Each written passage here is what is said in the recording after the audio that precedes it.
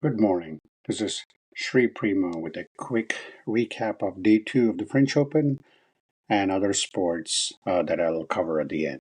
So, in the French Open, you had Yannick Sinner, who played yesterday. Um, Looked very good in the first two sets. Third set ran into a little trouble, but Rinderknecht uh, he was down like 5-3, but then mustered enough shots to win this match at 7-5. The big and then I saw some of the match with Arthur Fils against Nicholas Jarry. Jarry had a lot of hope even the last 2 years, but I think he's kind of fallen off the radar. And Fils, much to the delight of the home fans, um, like despite losing the third set, that was a very close. I mean, I thought was going to put it away, but you know how it goes. And then he was able to come back and win in the fourth set. So, but the big win for another Frenchman is Gasquet. Now, Gasquet now faces Sinner. This was the one which I was talking about, the true test for Sinner in front of the home crowd. Yeah, I'm sure that his talent will get through with Gasquet, but the crowd will be pro Gasquet and anti Sinner. So let's see how he reacts to that. And the biggest upset yesterday in the men's bracket was Cerundolo, 18th ranked, played against Diallo in Canada, and Diallo was just phenomenal.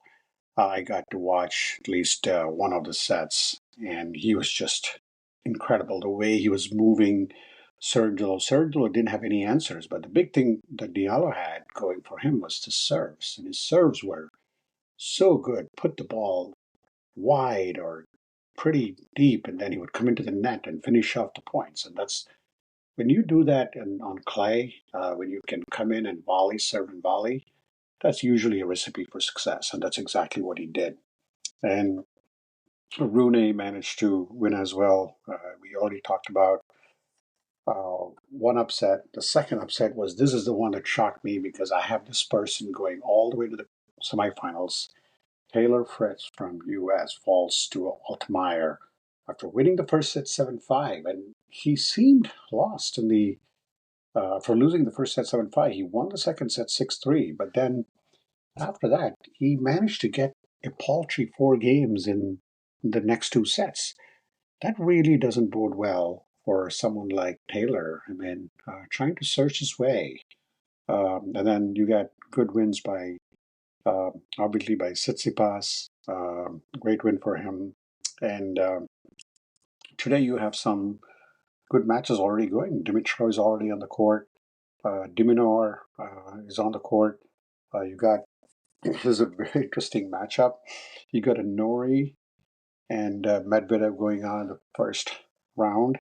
Nori won the first set 7-5, and Medvedev is in the. He could lose the second set. He's down 5-2. So that's another one that I had going to the quarterfinals playing against Novak. So this French Open is turning out to be quite an upset special. So we have other, like as I mentioned, other players on tap, including Djokovic should be on playing Mackenzie McDonald, um, and good old Marin Cilic. Um, you've seen him enough in some of the Wimbledon finals, and you got Draper as well on tap. As far as the women's is concerned, there was one thing that went down and pretty sad. Like no, today, let's talk about yesterday. You had Naomi Osaka falling yesterday. Uh, Very very tough loss for her. I mean, to she fell to Paula Badosa. Won the first set very convincingly in the tiebreaker, but the next two sets she seemed to have forgotten. She's only 27, and I think she's just trying to figure um, this game out. I mean, I think obviously she has a talent. I think she just needs the right mentality to compete again at the highest level. I think she's capable of doing that. And then Swiatek won quite easily. So you got Raducanu now winning against Zhang. and Rybakina too. They had a very tough three setters yesterday. And then we already talked about Navarro being bounced out. But the biggest one that you're going to see right now in the second round is two major champion winners will be squaring off. One is Iga Swiatek, who's dominated the clay court, and of course Raducanu. So the two players that you're going to see on tap on, um, I think Wednesday, and then the same thing with Paolini and Aja Tomljanovic. So I think that'll be great to see that.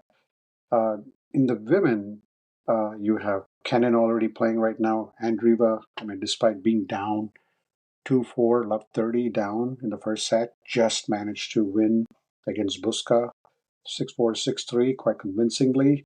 And of course, one of my all time favorites, Azarenka, uh, beating Wickmeyer. I mean, she was in the semifinals, believe it or not, many, many years ago.